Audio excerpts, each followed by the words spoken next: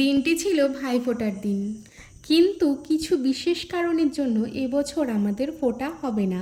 তাতে কি হয়েছে, খাওয়া দাওয়া রান্না বান্না কোনো কিছুতেই তো খামতি নেই। দেখতে পাচ্ছ মা কত কত পদের রান্না, মাছ মাংস ভাজা থেকে শুরু করে পায়েস চাটনি সব কিছুই রান্না করেছে।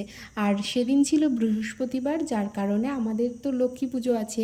তো আমি লক্ষ্মী পুজোটা করে সুন্দরভাবে ঠাকুরকে ফুল জল মিষ্টি সব কিছু দিয়ে আমি সাজিয়েও দিয়েছিলাম।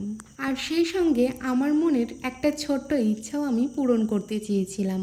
ইচ্ছে ছিল সুন্দর করে একটা বরণের পাত্র সাজাবো। তো এখানে ফুল চন্দন প্রদীপ ধান দুব্বা পান সুপুরি সব কিছু দিয়ে একটা সুন্দর করে আমি আমার ডালাটা সাজিয়েও নিয়েছিলাম। আর সেই সঙ্গে সকলকে ভাইফোঁটার উপহারও দিয়েছিলাম। এটা হচ্ছে নেক্সট দিন। মায়ের ইচ্ছে হয়েছে মা আজকে একটু ঠেকুয়া তৈরি করবে, তাই এখানে ডোটা বানিয়ে রেখে গেছে। এবার এটাকে আমি গোল গোল করব এবং এটা তৈরি করব। এর আগে জানো তো, আমি যখন আমার একটা জেঠির বাড়ি যেতাম তখন ওই জেঠিমাটা আমাকে ঠেকুয়া দিত, আর সেটা খেয়ে আমি ঠেকুয়ার প্রেমে পড়ে যাই। যাই হোক, সব পুজো শেষ হয়ে গেছে আর এখন আমরা বানাচ্ছি ঠেকুয়া। পুজোর সময় বানাবো ভেবেছিলাম, বানানো হয়নি।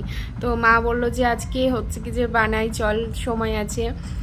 ঠেকুয়া তো আমরা বানিয়ে নিয়েছি, সেটা আর তোমাদের সাথে ভিডিও শেয়ার করিনি। আজ আছে আমাদের পাড়ায় একটা অর্কেস্ট্রার, তো সেখানেই যাব, আর যার জন্য রেডি হয়েছিলাম। কেমন লাগছে আমাকে অবশ্যই কিন্তু জানিও। এই অর্কেস্ট্রার দেখতে গিয়ে আজ আমি মনে হয় প্রথমবার ভীষণ রকমের বোর হচ্ছিলাম। কেননা ওখানে যে নাচটা হচ্ছিল সেটা দেখে মনে হচ্ছে এর থেকে আমিই ভালো নাচতে পারি।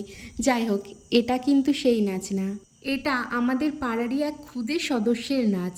এই নাচটা কিন্তু বেশ ভালোই ছিল, কেননা সে কিন্তু মোবাইল দেখে দেখে একাই নাচ শিখেছে, সে কিন্তু নাচ শেখে না।